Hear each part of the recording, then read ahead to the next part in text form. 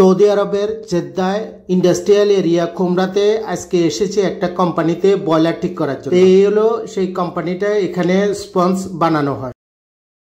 আসসালামু আলাইকুম বন্ধুরা, দেশ ও দেশের বাইরে যেখান থেকে ভিডিওটি দেখছেন, ইলেকট্রিক্যাল টেকনোলজি এই ফেসবুক পেজের নতুন আরেকটি ভিডিওতে আপনাকে স্বাগতম।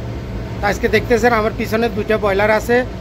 এটা আমি একটা ফ্যাক্টরিতে আসছি, এটা হলো সৌদি আরবে খুমরা এরিয়াতে, এটা স্পেঞ্জা শরিকা। চলুন দেখি এখানে কি কাজ হয়। এই বয়লারটা ডিস্টার্ব ছিল, সেটা আমি ঠিক করেছি, চলুন দেখি। এটাই হলো সেই ফ্যাক্টরিটা। এটা অনেক বড় একটা ফ্যাক্টরি, যেখানে স্পেঞ্জা ব্লক বানানো হয় বড় বড়।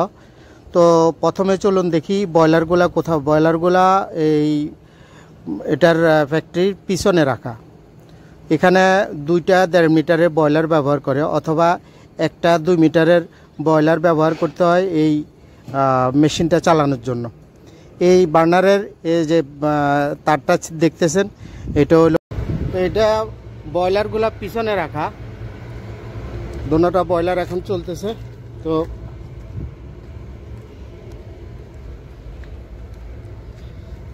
দেখতেছেন, এটাই হলো কোম্পানিটা।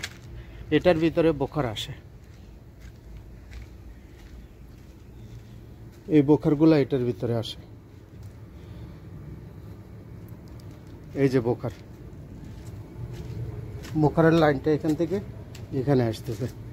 এই যে এটার ভিতরে স্পঞ্জ বানানো হয়।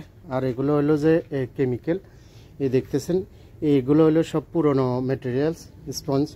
এগুলো এখান থেকে এই বড় মোটরের মাধ্যমে ছোট ছোট টুকরা করা হয়। টুকরা করে এই পাইপের মাধ্যমে ওই উপরের ট্যাঙ্কিতে যায়। উপরের ট্যাঙ্কিতে যাওয়ার পরে আপনার ওখানে মেডিসিন দেওয়ার পরে ওটা ওখানে ফোম বানানো হয়।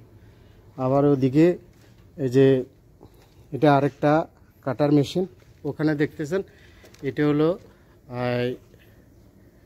হলো যে কাটার মেশিন। ফন্সগুলা বড় ব্লক আসার পরে, এই যে দেখতেছেন বড় ব্লক দাঁড়াইছে, এই বড় ব্লক আসার পরে এগুলা কাটিং করা হয়। এটা 800 অ্যাম্পিয়ারের সুইচ লাগানো হয়েছে, দেখতেছেন। এটা এই সব মোটরগুলো উপরে আরো মোটর আছে, দেখতেছেন। এই যে এগুলো, এই সব মোটরগুলো চালানোর জন্য এই বয়লারগুলো চলে এই কারণে। তো সৌদি আরব সম্বন্ধে জানতে কিংবা এই